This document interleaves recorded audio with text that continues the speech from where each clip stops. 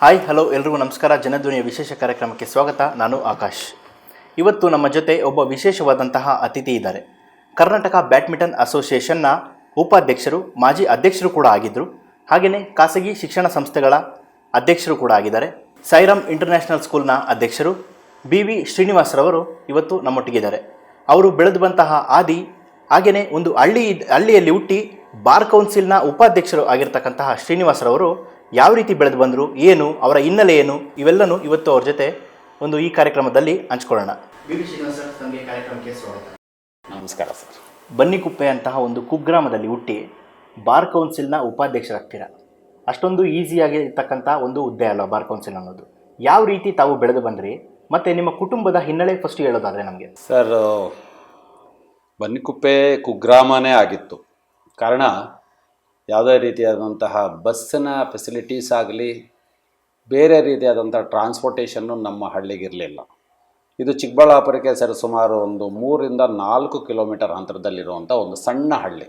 ಆ ಹಳ್ಳಿಯಲ್ಲಿ ಒಂದು ಸಾಮಾನ್ಯ ಕುಟುಂಬ, ಸಾಮಾನ್ಯ ಅಂದರೆ ಈ ಬಡ ಕುಟುಂಬ ಅಂತಲೇ ಹೇಳ್ಬೋದು ನಾವು. ಆ ಕುಟುಂಬದಲ್ಲಿ 5 ಜನ ಜನಿಸ್ತೀವಿ. 4ನೇವನಾಗಿ ನಾನು ಅವರ ಮನೆಯಲ್ಲಿ ನಮ್ಮ ತಂದೆ ತಾಯಿಗೆ 4ನೇ ಮಗನಾಗಿರ್ತೀನಿ. ಕುಟುಂಬದ ಬಡತನದಿಂದ ಯಾರನ್ನು ಓದಿಸೋಕ್ಕೆ ನಮ್ಮ ತಂದೆ ತಾಯಿಗೂ ಶಕ್ತಿ ಇರಲಿಲ್ಲ. ಹಠ ಮಾಡಿ ಓದಲೇಬೇಕು ಅನ್ನೋವಂಥ ಒಂದು ಹಂಬಲದಿಂದ ನಾನು ಎಲ್ಲೂ ಸಹ ಎಜುಕೇಷನ್ಗೆ ಧಕ್ಕೆ ಬರದ ಅಂಥ ರೀತಿಯಲ್ಲಿ ಫೇಲ್ ಆಗದೇ ನನ್ನ ಮೊದಲ ವಿದ್ಯಾಭ್ಯಾಸ 1-4 ನಮ್ಮ ವಿಲೇಜ್ ಬನ್ನಿಕುಪ್ಪೆಯಲ್ಲೇ ಮಾಡ್ತಾ, 5-7 ಗರ್ಲ್ಸ್ ಸ್ಕೂಲಲ್ಲಿ ಮಾಡ್ತಾ, 8ರಿಂದ 2nd PUC ಸರ್ಕಾರಿ ಜೂನಿಯರ್ ಕಾಲೇಜಲ್ಲಿ ಸಂಪೂರ್ಣ ಯಾವುದೇ ಸ್ಲಿಪ್ಪರ್ ಇಲ್ಲದೆ, ಬರೋದಕ್ಕೂ ಹೋಗೋದಕ್ಕೂ ಯಾವುದೇ ವೆಹಿಕಲ್ ಇಲ್ಲದೆ ನಡ್ಕೊಂಡೇ ಬಂದು ನಡ್ಕೊಂಡೇ ಹೋಗಿ ವಿದ್ಯಾಭ್ಯಾಸನ ಎಲ್ಲೂ ಫೇಲೂ ಆಗದೆ, SLCಯಲ್ಲೂ ಫೇಲ್ ಆಗದೆ, PUCಯಲ್ಲೂ ಫೇಲ್ ಆಗದೆ ನಾನು ವಿದ್ಯಾಭ್ಯಾಸ ಮಾಡಿದ್ದು. ಆಗಿನ ಕಾಲದಲ್ಲಿ ನಮಗೆ ಕಷ್ಟದ ಪರಿಸ್ಥಿತಿಯಲ್ಲೂ ತಂದೆ ತಾಯಿಯ ಸಹಕಾರದಿಂದ ಮಾಡಿದ್ದು ಅದೊಂದು ಹೆಮ್ಮೆ ಇದೆ ಸರ್. ಈಗ ತಾವು ಹೇಳಿದ್ರಿ ಸ್ಲಿಪ್ಪರು ಇರಲಿಲ್ಲ, ಬರಿಗಾಲಲ್ಲಿ ನಡ್ಕೊಂಡು ಹೋಗ್ತೀನಿ ಅಂತ. ನಿಮಗೆ ಅನಿಸ್ಲಿಲ್ವಾ, ಏನಕ್ಕಪ್ಪ ಈ ಕಷ್ಟ ಬೇಕು ನನಗೆ, ಶಿಕ್ಷಣ ಬಿಟ್ಬಿಟ್ಟು ನಾನು ಎಲ್ಲೋ ಒಂದು ಕಡೆ ಕೆಲಸಕ್ಕೆ ಹೋಗ್ಬಿಡೋಣ, ಏಕೆಂದರೆ ಬಡತನ ಕುಟುಂಬ ಅಂತ ಹೇಳಿದ್ರಿ ತಾವು, 5 ಜನ ಮಕ್ಕಳು ಅಂತ. ನಿಮ್ಗೆ ಆ ಥರ ಅನಿಸ್ಲಿಲ್ವಾ, ಏನೋ ಇಲ್ಲ ಏನೋ ಹಠ ಇತ್ತಾ ಓದಬೇಕು ಅಂತ? ನೋಡಿ, ಬಡತನ ಅನ್ನೋದು ಸಾಮಾನ್ಯವಾಗಿ ನನ್ನ ಮನಸ್ಸಿಗೆ ಅದು ತೀರಾ ನೋವು ತಂದಿತ್ತು. ನಾವ್ಯಾಕೆ ಇಷ್ಟು ಜನರ ಮಧ್ಯೆ ಬಡವರಾಗಿದ್ದೀವಿ, ಅವ್ರು ಯಾಕೆ ಶ್ರೀಮಂತರಾಗಿದ್ದಾರೆ ಅನ್ನೋವಂಥ ಕ್ವಶನ್ನು ನಾನು ಸುಮಾರು 4ನೇ ಕ್ಲಾಸ್ 5ನೇ ತರಗತಿ ಓದ್ತಾ ಇರಬೇಕಾದ್ರೆ ನನಗೆ ಅದು ರೈಸ್ ಆಗಿತ್ತು. ಆಗ ನಾನು ಅರ್ತಿದ್ದು, ಕಷ್ಟಪಟ್ಟರೆ ಮಾತ್ರ ನಮಗೆ ಏನಾದರೂ ಸಾಧನೆ ಮಾಡಲಿಕ್ಕೋ ಅಥವಾ ಶ್ರೀಮಂತರಾಗಲಿಕ್ಕೋ ಅವಕಾಶ ಇರುತ್ತೆ. ನಡ್ಕೊಂಡು ನಾನು ಸ್ಲಿಪ್ಪರ್ ಇಲ್ಲದೇ ಹೋಗಿ ಓದದೇ ಇದ್ದರೆ ನಾನೂ ಸಹ ನಮ್ಮ ಹಳ್ಳಿಯಲ್ಲಿ ಅಥವಾ ಪಕ್ಕದ ಹಳ್ಳಿಯಲ್ಲೋ ಟೌನಲ್ಲೋ ಇವತ್ತಿನ ದಿನದಲ್ಲಿ ಕೂಲಿ ಕೆಲಸನೇ ಮಾಡಿಕೊಂಡು ತೋಟದ ಕೆಲಸನ ಇನ್ನೊಬ್ಬರ ತೋಟಗಳಲ್ಲಿ ಜಮೀನು ಇಲ್ಲದೇ ಇದ್ದಿದ್ದರಿಂದ ಇನ್ನೊಬ್ಬರ ತೋಟಗಳಲ್ಲಿ ಕೆಲಸ ಮಾಡಿಕೊಂಡು ಜೀವನ ಸಾಧಿಸಬೇಕಾಗಿತ್ತು. ಒಂದು ಹಠ ಇತ್ತು ನನಗೆ, ಏನಾದರೂ ಮಾಡಿ ಒಳ್ಳೆಯ ವಿದ್ಯಾಭ್ಯಾಸನ ಕಲಿಬೇಕಾಗುತ್ತೆ, ಸಮಾಜದಲ್ಲಿ 4 ಜನರಿಗೆ ಸರಿಸಮಾನವಾಗಿ ಬದುಕಬೇಕಾಗುತ್ತೆ, ಓದಿದ್ರೆ ಆ ಅವಕಾಶ ಸಿಗುತ್ತೆ ಅನ್ನೋ ಒಂದು ದೃಢವಾದ ನಂಬಿಕೆಯಿಂದ ಅವತ್ತು ಕಾಲೇಜ್ ಸ್ಲಿಪ್ಪರ್ ಇಲ್ಲದೇ ಇದ್ದರೂ ಸಹ ತಗೊಂಡು ಹಾಕ್ಕೊಳ್ಳೋ ಶಕ್ತಿ ನಮಗಿರಲಿಲ್ಲ. ಯಾಕೆ ಆ ಆಟ ಬಂತು ನಿಮಗೆ? ಏನಾರು ಅವಮಾನಗಳು ಎದುರಿಸಿದ್ರೆ ತಾವು ಏನು ಅಂತ? ನೋಡಿ, ಅವಮಾನಗಳು ಹಳ್ಳಿ ಜೀವನದಲ್ಲಿ ನಿಜವಾಗಲೂ ತುಂಬಾ ಇದ್ದಾವೆ. ಬಡ ಶ್ರೀಮಂತರ ಮಧ್ಯೆ ಸಾಮಾನ್ಯ ಅವಮಾನಗಳು ನಡೀತಾ ಇರ್ತವೆ. ಸಾಮರ್ಥ್ಯ ಇರೋವರ ಮಧ್ಯೆ ಸಾಮರ್ಥ್ಯ ಇಲ್ಲದೆ ಇರೋರು ಭಾರಿ ಕಷ್ಟಗಳನ್ನ ಅನುಭವಿಸ್ಬೇಕಾಗುತ್ತೆ. ಅದೇ ರೀತಿಯಾದಂಥ ಕಷ್ಟಗಳು ನಾವೂ ಸಹ ಅನುಭವಿಸಿದ್ದೀವಿ. ಸಾಮಾನ್ಯವಾಗಿ ಹಳ್ಳಿಗಳಲ್ಲಿ ಬಡವರು ಶ್ರೀಮಂತರ ಮನೆಗಳಲ್ಲಿ ಕೆಲಸ ಮಾಡುವಂಥದ್ದು, ಅವರ ತೋಟಗಳಲ್ಲಿ ಕೆಲಸ ಮಾಡುವಂಥದ್ದು ಸರ್ವಸಾಮಾನ್ಯ. ಈಗಿರೋ ಮಟ್ಟದಲ್ಲಿ ಕೆಲವೊಂದು ಇನ್ಸಿಡೆಂಟ್ಸು ನಮ್ಮೂರಲ್ಲಿ ನಡೆಯುತ್ತೆ. ಕೆಲವು ಶ್ರೀಮಂತರು ಹೇಳ್ತಾರೆ, ಆಗ ಸಣ್ಣ ಗಲಾಟೆಗಳು ಸ್ಟಾರ್ಟ್ ಆದಾಗ 5 ಜನ ಮಕ್ಕಳು, ನಿಮ್ಮವರೆಲ್ಲರೂ ನೀವೆಲ್ಲ ಒಂದು ದಿನ ಸತ್ತರೆ ಉಣ್ಕೊಳ್ಳೋಕ್ಕೂ ನಿಮಗೆ ಹಳ್ಳಿಯಲ್ಲಿ ಜಾಗ ಇಲ್ಲ ಅನ್ನೋ ಮಾತನ್ನು ಹೇಳಿದಾಗ ತುಂಬ ನೋವಾಗುತ್ತೆ. ನಮ್ಮ ಪರಿಸ್ಥಿತಿನೂ ಸಹ ಅವತ್ತು ಅದೇ ಇತ್ತು.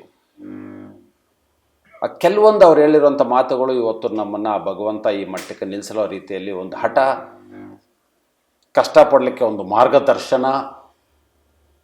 ಬಂದು ನಾವು ಇವತ್ತು 4 ಜನರ ಮಧ್ಯೆ ನಾವು ಒಬ್ಬರಾಗಿ ನಿಂತಿದ್ದೀವಿ ಅನ್ನಲಿಕ್ಕೆ ಅವರು ಅವತ್ತಾಡಿದಂಥ ಕೆಲವೊಂದು ಮಾತುಗಳೇ ಅಂತಿಕೆ ಬೆಳೀಲಿಕ್ಕೆ ನಮಗೆ ಸಾಧ್ಯವಾಯಿತು ಅಂತ ನಾನಾದರೂ ಭಾವಿಸ್ತೇನೆ. ಸರ್, ಈಗ ಸಾಯಿರಾಮ್ ಇಂಟರ್ನ್ಯಾಷನಲ್ ಸ್ಕೂಲ್ ಒಂದು ದೊಡ್ಡ ಮಟ್ಟದಲ್ಲಿ ಹೆಸರು ಮಾಡಿದೆ. ಈ ಸಾಯಿರಾಮ್ ಇಂಟರ್ನ್ಯಾಷನಲ್ ಸ್ಕೂಲು ಶುರುವಾದಾಗ ಎಷ್ಟು ಮಂದಿಯಿಂದ ಶುರುವಾಯಿತು, ಎಷ್ಟು ಮಕ್ಕಳಿಂದ ಶುರುವಾಯಿತು ಅಂತ, ಇಲ್ಲ ಆ ಸಾಯಿರಾಮ್ ಇಂಟರ್ನ್ಯಾಷನಲ್ ಸ್ಕೂಲ್ ಹೆಸರು ಯಾಕೆ ಇಡಬೇಕು ಅಂತ ಅನಿಸ್ತು ನಿಮಗೆ? ನೋಡಿ, ಈ ಸಾಯಿರಾಮ್ ಅನ್ನೋ ಹೆಸರನ್ನ ಇಡಬೇಕನ್ಸಿದ್ದು ನಾನು ಸಾಯಿಬಾಬಾ ಅವರ ಡಿವೋಟಿ. ಅವರ ಹೆಸರಿನಲ್ಲೇ ಇದನ್ನು ಸ್ಟಾರ್ಟ್ ಮಾಡಿದ್ರೆ ಅವ್ರ ಮೇಲಿರುವಂತಹ ಒಂದು ನಂಬಿಕೆ, ಅವರ ಒಂದು ಮಾರ್ಗದರ್ಶನ ನಮ್ಮ ಮೇಲೆ ಇರುತ್ತೆ ಅನ್ನೋ ದೃಷ್ಟಿಯಲ್ಲಿ 2008-09 ವರ್ಷದಲ್ಲಿ ಇದನ್ನು ಪ್ರಾರಂಭ ಮಾಡಿದ್ವಿ. ಪ್ರಾರಂಭ ಮಾಡಿದಾಗ ಸರಿಸುಮಾರು 136 ಜನ ಮಾತ್ರ ದಾಖಲಾತಿ LKG UKG ಮತ್ತು ನರ್ಸರಿಗಾಗಿದ್ದರು. ನಂತರ ದಿನಗಳಲ್ಲಿ ಕ್ರಮೇಣವಾಗಿ ಅದು ಎಲ್ಲ ನಮ್ಮ ಪೇರೆಂಟ್ಸ್ ಅವರ ಒಂದು ಸಹಕಾರದಿಂದ, ಅವರ ಒಂದು ಮಾರ್ಗದರ್ಶನದಲ್ಲಿ, ಅವರ ಒಂದು ಹೇಳಿದಂಥ ಕೆಲವೊಂದು ಮಾರ್ಗದರ್ಶನಗಳನ್ನು ನಾವು ಅಳವಡಿಸ್ಕೊಂಡು ಉತ್ತಮವಾದಂತಹ ಎಜುಕೇಷನ್ ಕೊಡ್ತಾ ಇವತ್ತು 1225 ಜನ ಸ್ಟೂಡೆಂಟ್ಸ್ ನಮ್ಮ ಸಾಯಿರಾಮ್ ಇಂಟರ್ನ್ಯಾಷನಲ್ ಸ್ಕೂಲಲ್ಲಿದ್ದಾರೆ. ಇದಕ್ಕೆಲ್ಲ ಕಾರಣಕರ್ತರಾದಂತಹ ನಮ್ಮ ಶಾಲೆಯ ಎಲ್ಲ ಪೇರೆಂಟ್ಸ್ಗೂ ನಾನು ಅನಂತ ನಮಸ್ಕಾರ ಮತ್ತು ಅವರಿಂದ ನಾವು ಅನ್ನೋ ಮಾತನ್ನು ನಾನು ಇವತ್ತು ಹೇಳ್ತೇನೆ. ಈಗ ತಾವು ಬಡತನದಿಂದ ಬೆಳೆದು ಬಂದಿದ್ದೀರ. ಬಡತನ ಏನು, ಕಷ್ಟ ಏನು, ಆ ಅವಮಾನಗಳೇನು ಅಂತ ನೋಡಿದ್ದೀರ. ನಿಮ್ಮ ಶಾಲೆಗೆ ಬಡವರು ಅಂತ ಬಂದರೆ ಏನು ಫ್ರೀ ಸೀಟ್ ಕೊಡ್ತೀರಾ ಏನು? ಯಾಕೆಂದರೆ ನೀವು ಬಡತನದಿಂದ ಬಂದಿದ್ದೀರಾ, ನಿಮ್ಗೆ ಬಡತನ ಎಲ್ಲ ಗೊತ್ತು ಅಂದಾಗ ನೀವು ಯಾಕೆ ಬಡವ್ರಿಗೆ ಕೊಡಬಾರ್ದು, ಕೊಡ್ತಾ ಇದ್ದೀರಾ ಏನು?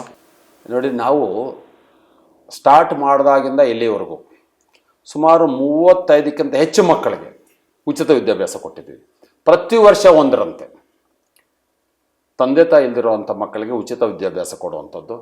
ನಮ್ಮದೇ ಶಾಲೆಯಲ್ಲಿ ಅಡ್ಮಿಷನ್ ಆದ ನಂತರ ಕಾರಣಾಂತರಗಳಿಂದ ಅಕಾಲಿಕ ಮರಣ ಹೊಂದಿರುವಂತಹ ಮಕ್ಕಳಿಗೆ ಕನಿಷ್ಠ ಅರ್ಧ ಅಷ್ಟು 50% ವೇ ಆಫ್ ಮಾಡುವಂಥದ್ದು.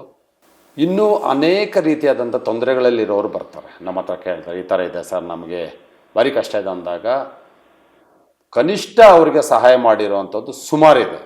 ಒಂದು ವರ್ಷದಲ್ಲಿ ನಮ್ಮಲ್ಲಿ ವೇವ್ ಆಫ್ಸ್ ಆಗಿರ್ಬೋದು, ಉಚಿತವಾಗಿ ವಿದ್ಯಾಭ್ಯಾಸ ಮಾಡಿರುವಂಥದ್ದು ಕ್ಯಾಲ್ಕುಲೇಷನ್ ಮಾಡ್ಕೊಂಡು ಹೋದಾಗ ಕನಿಷ್ಠ 10 ಲಕ್ಷಕ್ಕಿಂತ ಹೆಚ್ಚು ನಾವು ಹಣವನ್ನು ಈ ಉಚಿತ ವಿದ್ಯಾಭ್ಯಾಸ ಮತ್ತು ಕೆಲವರಿಗೆ ಕಡಿಮೆ ಮಾಡುವ ಹಂತ ಮತ್ತು ಕೆಲವರು ಕಟ್ಟಕ್ಕೆ ಆಗದೇ ಇರೋವಂಥದ್ದಲ್ಲಿ ಅದೆಲ್ಲನೂ ಸೇರಿ 10 ಲಕ್ಷಕ್ಕಿಂತ ಹೆಚ್ಚು ಹಣವನ್ನು ನಾವು ಅವ್ರಿಗಾಗಿ ಬಳಸ್ತಾ ಇದ್ದೀವಿ ಒಂದು ವರ್ಷಕ್ಕೆ.